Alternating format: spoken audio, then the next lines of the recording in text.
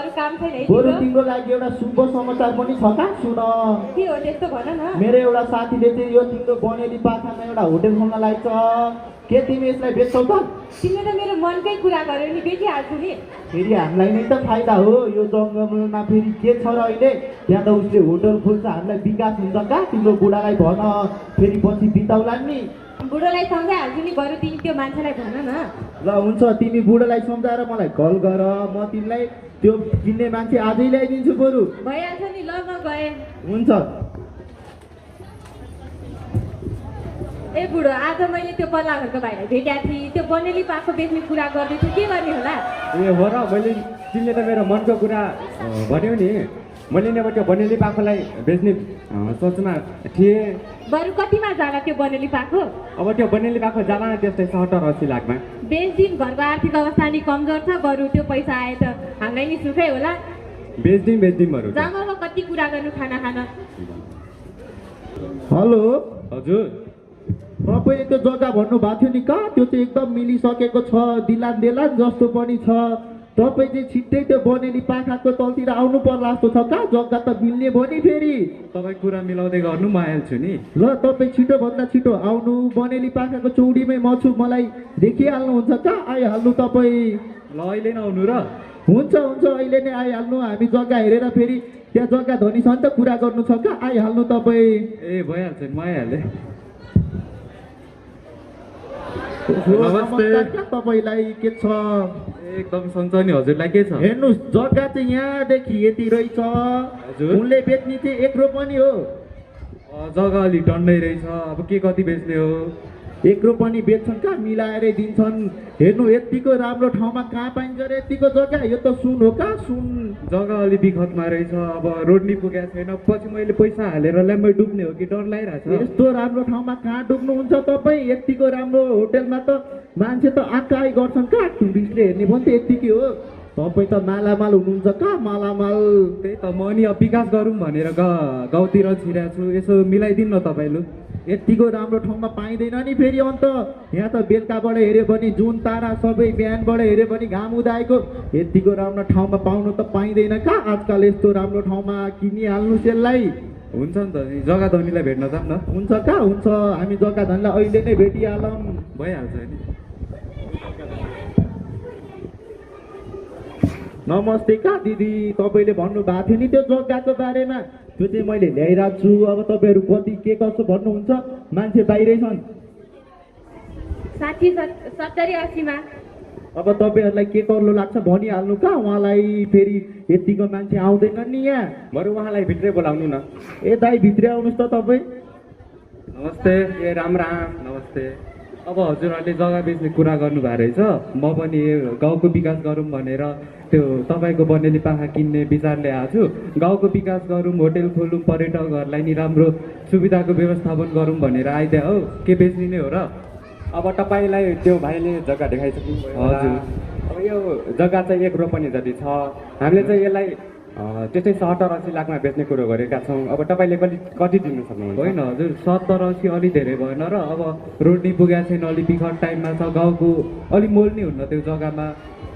50-55 अलि हुन्न र? भने 70 भन्दा कम त हामीले गर्नै मिल्दैन। होइन क्या, अब रोड पुगेको छैन, यसो आफै सोच्नु न। होइन, हामी 70 भन्दा कम त नगर्ने। साथी यताउता उहाँहरूले त 70-80 नछोड्ने भन्नुहुन्छ। पछि मनी डुब्ने हो कि अलिक बिखतमा छ क्या। चिन्ता नगर्नु कहाँ तपाईँ, म भएपछि यस्तो जागो जग्गा त मिलाइदिइहाल्छु नि कहाँ? किन चिन्ता गर्नुहुन्छ तपाईँ?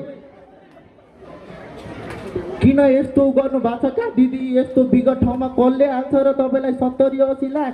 यतिको मान्छे फेरि आउँदैन नि फेरि। हाम्रै लागि गरे उनीहरूले, हाम्रै गाउँमा विकास गर्छन्। किन यस्तो गर्नु भएको छ? मैले त खोजी खोजी काठमाडौँमा विकास गर्ने मान्छे हाम्रो गाउँमा लाछु कहाँ? बेचिदिनु, यतिको राम्रो मान्छे आउँदैन नि फेरि। बेचिदिनु र 60मै? बेच्दिउँ। के गर्नु, घरको आर्थिक अवस्था नि कमजोर छ, बेच्दिउँ।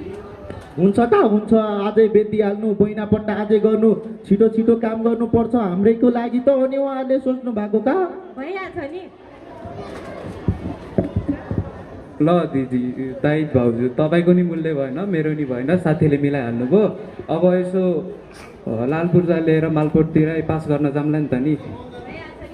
भइहाल्छ नि, जाऊ जाऊ। हुन्छ।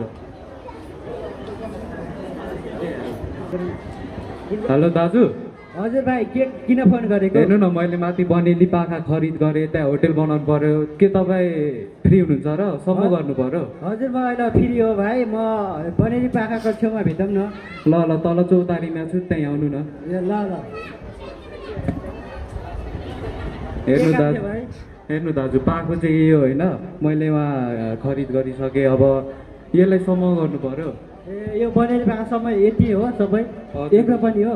हजुर, यो सम्म गर्नु पर्यो होइन। अनि यहाँ चाहिँ प्लटिङ के गरेर म होटेल बनाइहाल्छु। ए हुन्छ भाइ।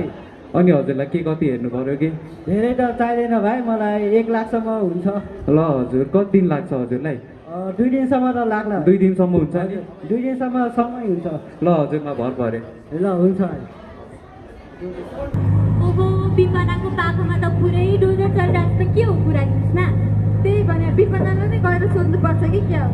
सजिता यहाँ सन्तालाई नि लिएर जाउँ न त।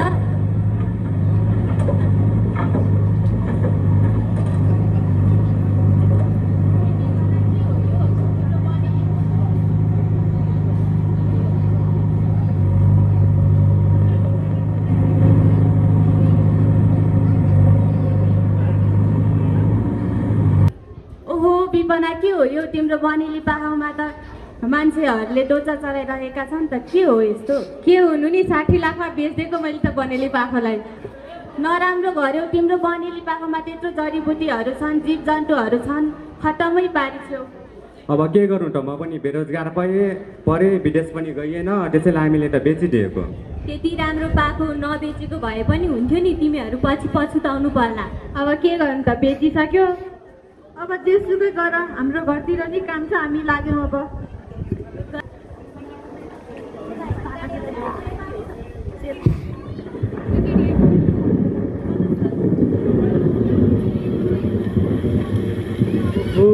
कत्रो पानी परेको, अहिलेको बेला पनि पानी पर्छ र यताको पाखो त झर्न आँटेछ।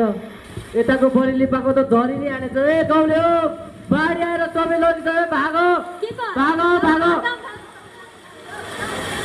त्यहाँ मान्छे लगिसक्यो बाढीले, मरु भने केही छैन।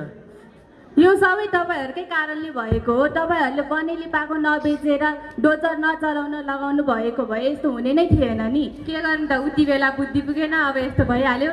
लौ न, के गर्ने होला, अब बर्बाद नै भयो। हाम्रो त गाउँघर नै डुबेर गयो त, के कहाँ बस्ने होला हामी? लौ न।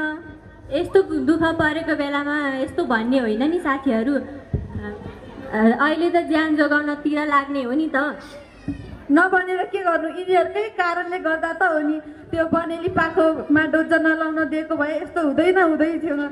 जुन कुरा प्रकृतिलाई त चित्त बुझेको छैन, हामीलाई झन् के चित्त बुझ्थ्यो र, होइन र? ए के को हल्ला गरिराख्नु भएको छ? लु, तपाईँहरूभन्दा धेरै त म बर्बाद भएको छु नि। मैले हिजो मालपोतमा गएर 60 लाख तिरी किन त्यो जग्गा हेर्नु त, आज सबै पानीमा मिलेर गयो, हो कि होइन? त्यही त, अब मैले त झन् गाउँमा आएर विकास गरौँ, पर्यटकहरूको लागि राम्रो गरौँ भनेर आऊ नि त नि। अब यस्तो भयो, विकास गर्न खोज्दा विनाश भइहाल्यो। अब के गर्नु त, वन कार्यालयबाट बोट बिरुवा ल्याएर रोपिहाल्नुपर्छ। बरु यो काममा सहयोग गर्नुहुन्छ होला नि तपाईँहरूले। गर्यौ का तिमीले विकास गर्यौ? यति राम्रो जङ्गललाई खोलै बनाएर राम्रो विकास गर्यौ का तिमीले त? होइन साथी, मैले राम्रो उद्देश्य ल्याऊ नि त नि, यस्तो हुन्छ भन्ने के थाहा थियो? अब जे गल्ती हुनु थियो भइहाल्यो। अब हामी सबै मिलेर भोलि नै वृक्षारोपणमा लाग्नुपर्छ र फेरि हरियाली बनाउनुपर्छ। यो काममा त म नि सहयोग गरिहाल्छु नि, सकेसम्म। अब गाउँलाई पहिला जस्तो बनाउँला नि त नि। यस्तो काममा त हामी सहयोग गरिहाल्छौँ नि। हो वन जङ्गल विनाश नगरौँ, वृक्षारोपण गरौँ, वातावरण संरक्षण गरौँ।